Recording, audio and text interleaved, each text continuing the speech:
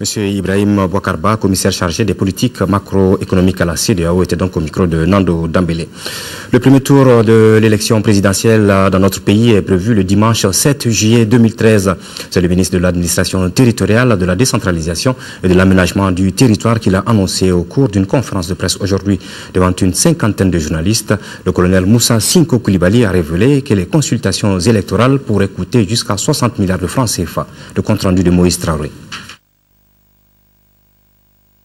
Le premier tour de la présidentielle est prévu pour dimanche 7 juillet 2013. Les élections générales pourraient coûter environ 60 milliards. Si la disposition carte numéro d'identification nationale, NINA, va exiger plus de 9 milliards, elle permet de minimiser les coûts. Outre la couverture juridique et la réduction de fraude, la carte d'identification peut servir de carte d'électeur. Les élections que nous devons organiser doivent nous permettre de reconstruire le tissu social qui a été brisé, qui a été malmené pendant l'année 2012.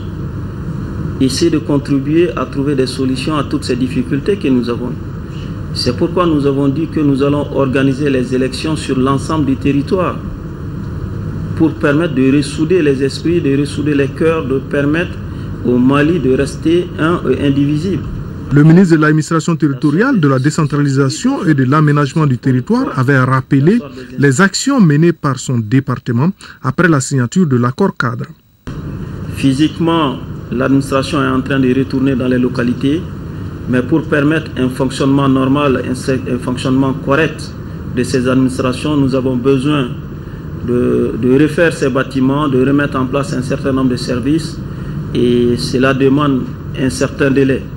C'est pourquoi même Gao, Douanzan ou Kona, même si l'administration est de retour là-bas, nous manquons encore de services de base afin de permettre un fonctionnement normal de l'administration. Sur le terrain, les activités préparatoires des élections seront visibles à partir de mai 2013. Une cinquantaine de représentants de la presse nationale et internationale étaient à la conférence de presse.